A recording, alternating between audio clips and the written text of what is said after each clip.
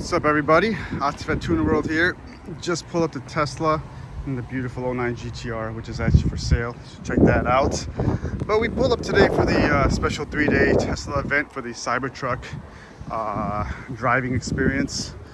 So we just got done with that, and I just want to talk about my first impressions driving the thing, because I've been waiting forever to drive it. I had it on order, so finally got a chance to drive it, and I would say I'm actually really impressed on how it drives. So I saw a bunch of reviews, so I expected a few things, had questions about some things. For those of you who don't know, I originally had a Model Y Performance bought in 2021, which I then upgraded to the Model X Plaid, which I still currently have. It's my family car, my wife's car.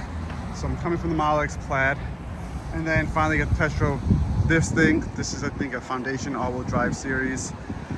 So as you can see, like 4.1 seconds and quarter mile in like 12 seconds flat. It's pretty much like what the Model Y Performance is. And yeah, the driving experience was great. Way better than I expected. A few things just off the top, like when I got in the car, I was kind of disappointed in have automatic closing doors. I'm used to just pressing the brakes on the Model X Plaid and the doors closing. So they are manual doors, even though they have a button. So, but it's a truck, it's not a big deal. The second thing that I was disappointed on was the drive, that you can't hit park to just drive the car. I mean, sorry, you can't just hit the brake to go into auto drive. But that actually was false, because once I parked, I'm like, wait, there's gotta be a way, because with the swipe screen, like my Plaid has it. So if you go in the settings, you can actually, it does have the auto park, or auto drive out of park beta option. So once I turned that on, double tap the brake, it did go into drive. So I was disappointed it didn't have it, but it actually did have it. It was just a test drive. Person didn't know about it. So once I activated that, that was an awesome feature. I love that in the Plaid, which essentially, if you don't know what that is, once you get in the car, close the door, buckle up, all you have to do is tap the brake, and it automatically goes into drive for you. So it's pretty much you're driving straight, tap the brake and tap the gas, and you're on your way. No swiping, none of that extra stuff. And it's just a nice option to have. It's one of those luxuries that you don't know you need until you have it. So it does have that. And then once I started driving out of the lot, the first thing I noticed right away was the steering, which I just really liked. I know a lot of people are complaining about it takes time to get used to. I don't think so. I got used to it right away, maybe because I already knew in my head that I had it, so I expected it. But it just works. It works how it should. You don't have to think twice. You just get in there, turn, and it just does what it needed to do. It threw me off because the steering wheel literally only turns like, not even 90 degrees, to be honest with you. It turns probably like 45 degrees, 50 degrees max. So like, if this is the steering wheel, you literally can only go like that much. Maybe it goes a little more than that. I forgot. I gotta go back in the car and check. But it wasn't a lot. It definitely doesn't go 180. So it doesn't go like all the way to the bottom. It goes between like 45 and like 105.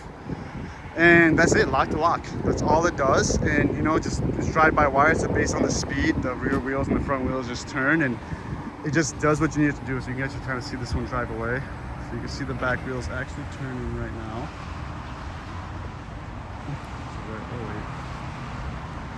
Look at that. The back wheels are just turning. It just does what you need it to do. You don't have to think twice about it. I am used to driving a bigger truck, so it didn't drive as big as my Denali. I wouldn't say it drove as small as before either, so it's kind of like, I would say big SUV. It drove exactly like a big SUV, which obviously it's pretty much the size of. So yeah, the drive-by-wire was a plus for me. I really liked that about the Cybertruck. That's what that was driving away. And just the driving experience, it had enough power and acceleration. Again, literally like in my Model Y Performance, I felt like I could get in and out of traffic just fine. This wasn't even the CyberBeast. So just overall, just normal driving experience, it was perfect. That's why I was super impressed. I didn't feel like I had to hit the gas extra to get into the traffic for how big the car is. It gets in and moves just fine, just how any electric car should. I don't feel like I'm lacking in speed or nothing. Like my GTR, I can't just get into traffic with the big turbos. With this thing, I had no problem. So yeah, just like a Model Y Performance, as I said, if you're driven one of those, the speed, power felt just like that. I had enough power in the gas. I floored it once or twice. I didn't really care to floor it. That's not why I was buying it.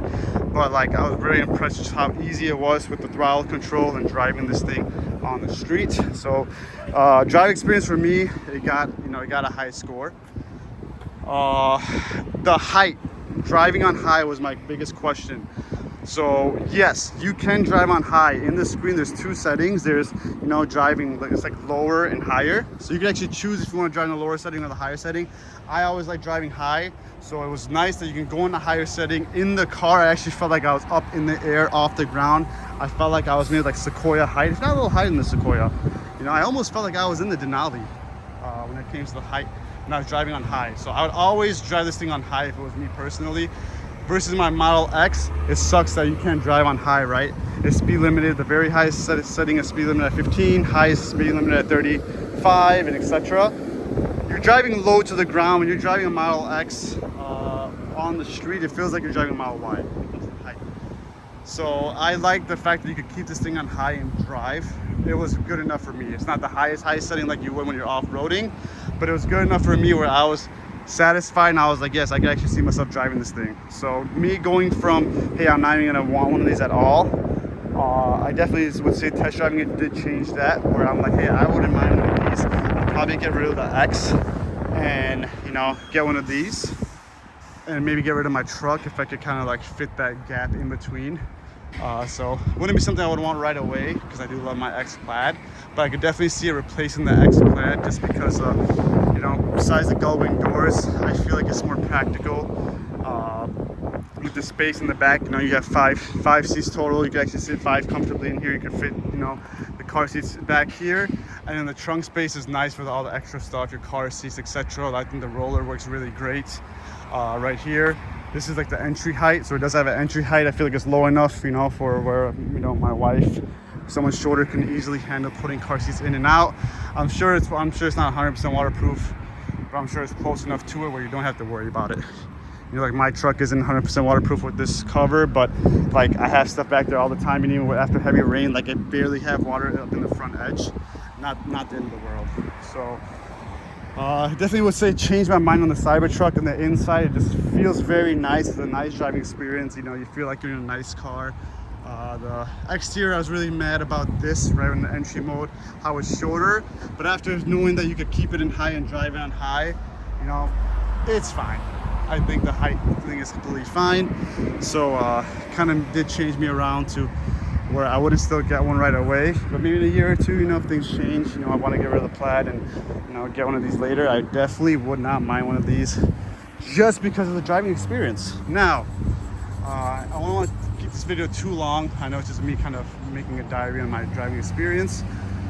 There was a problem that I already ran into with this series, which is why I would wait a year or two until they get everything sorted out. So I like the fact that there's an entry mode. It goes auto into entry mode. There's an option like you could say, hey, when I'm going to park, automatically go down in the entry mode to make unloading easier, you know, for short people and just, you know, unload kids and stuff. I was like, hey, I want to see how this car looks on high, like how it feels to get out of the car on high, and how it feels or how it looks just on high setting when I'm parked. So hey, we went to go put it on high. We're waiting. It's not raising. I'm like, hey, let me try to maybe do it where, you know, I know sometimes on my Plaid you have to be, the doors have to be closed, you have to be inside the car. So me and the test driver guy, which is right there, really cool guy by the way, got into the car, put it on high, and it's just like loading, but I don't feel the car moving. I kind of hear something with the compressor, and then it actually threw a warning. And the warning was air compressor too hot, or like air compressor temperature problem, ride adjustment temporarily unavailable. So I'm like, wow, really? I can't adjust the height on this thing? I know you're going on test drives, it's probably going up and down a lot, but that shouldn't have happened. It's not that hot outside. It's 80 degrees. No sun really. It's not that hot outside, and the fact that I couldn't raise the car up and it has that warning, yeah, like what already? Those are the little things that, you know, I'm sure they'll get to. And Tesla's usually pretty good at doing warranty work. Like my Plaid had a bunch of little stupid issues like that, and they always fix it. So not the end of the world, but again, right, one of those things where I'm in a position where I'm blessed. I had the Model X Plaid, I have my Denali truck. I don't really need this car. I would 100% wait for, you know, first of all, the market to adjust its price where it's not so fluctuating and all over the place, and, you know, kind of just let the car do its thing and run its course and get it when when it's the right time. So overall experience before the Cybertruck, I just hate on it a lot. I wanted to drive, which is why I scheduled the time I came here. But before, I was like a 5 out of 10 on the Cybertruck. But I'm just like, it's played out, you know, they waited too long for it to release. You know, just everything about it, the little stupid issues I'm hearing people here. I was just like a 5 out of 10 about it. I was just like indifferent. I was like, it's a good car for someone who needs a truck, you know, like a small truck, F-150 size, that needs a truck that also, you know, you get the benefits of an electric car. You know, you get the speed, performance, economy of an electric car with a, you know, truck capabilities. But after driving it, it definitely will bump up to like a 7.5. 7.5, you know, still not there. I'm still disappointed about a lot of different other things on the car. But hey, it's out, it's released. It's not as big as they said it would be, but you know, they did a good job with it. So 7.5 for sure. 7.5, and I think, you know, I would definitely get the car to an 8, you know, once they fix this a few little things, make little things better. I'm sure they're going to come out with better options in a year or two, and then I could bump it up to 8, 8.5. But 7.5, I'm comfortable right now. And then would I buy it? Yes. You know, there's the shit in my mind. I just love the way it drives, guys. The drive-by-wire, how smooth it was, the way the power was, like the driving experience was just so incredible on the Cybertruck. I loved it so much where, yes, I would actually buy it. I would actually get rid of my Plaid to buy this vehicle. And I think it would be more practical, you know, just for me having 2 kids, because the back seats aren't, once you have the back seats up on the Plaid, it's like, it's a Plaid's a 4-seater. The back seats don't really do crap. You can't really fit anything back there. When the back seats are up, your trunk goes away. Just the practicality goes away, right? The car is a little bigger, sure, but I love how I would prefer this, right? Just having 5 seats inside and having this long bed to actually haul stuff around. I feel like it's more family friendly, easier to unload and load strollers and all that. And the gullwing doors are cool, but they get, you know, old after a while. It just does what it needs to. And with the CyberBeast, I know you lose 20 miles, so it'd be 320 instead of 340. But the power is there as well, so you're just as fast as the Plaid, right? I think they said it's a Turbo S, has the same speed as a Turbo S. Guys, Turbo S's are fast. So yeah, that's pretty much it on the Cybertruck. Oh, the last thing, one more con. Turning radius. So I actually, he let me go on a little extra thing. I was like, hey man, I just want to see how it feels to like do a 3-point turn or just bust a UE. Very disappointed on the busting a UE standpoint. I just felt like with having all-wheel steering and all that stuff, it should have been easier to bust a U-turn. I thought you can just whoop, do what you need to. I actually busted a U-turn right over here, and it was like, it wasn't like the worst, but like the Sequoia had an amazing turning radius. So my Sequoia would whop this thing and just make that turn. I know a lot of the trucks have amazing turning radiuses. The fact that it has 4-wheel steering, and like I just tried to do a U-turn here, I actually had to like stop, back up, and go again. It was just like very mediocre, the turning radius that this thing had. So that was kind of a disappointment, especially with the trailer. Like I wish it would have a little bit more flexibility with that turning radius. But yeah, besides that, I mean, like I said, the driving experience was amazing. The driving experience was good enough for me to actually consider the car, you know, especially for short hauls. Now, again, I wouldn't be able to get rid of my Denali just because I do some, you know, pretty long trips, and I would never just have the model or the Cybertruck would never be able to take the capabilities, you know, the hauling capabilities that I need. But again, for someone who just does around town stuff, I definitely think it's worth it. I am going to start recommending to people again.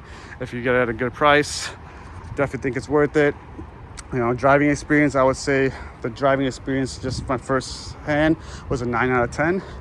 The looks of the car are still like a 7 out of 10 for me. You know, like I don't mind it. You know, I was expecting more. The interior was really nice. I like the interior.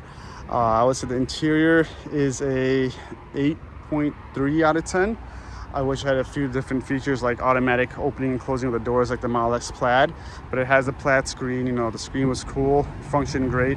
It was a little bit weird for me because I had to get used to. I'm used to the Plaid, so like had to adjust. But yeah, sounds good, man. Yeah, take your time. I'm here. Do your thing. So yeah, guys, thanks for watching in. I'll try to keep under 15 minutes. Let me know if your thoughts on the Cybertruck. Is it worth it? Is it not? Would you buy one? And let me know my review. And I'll see you on the next video. Till next time. Peace. Follow us.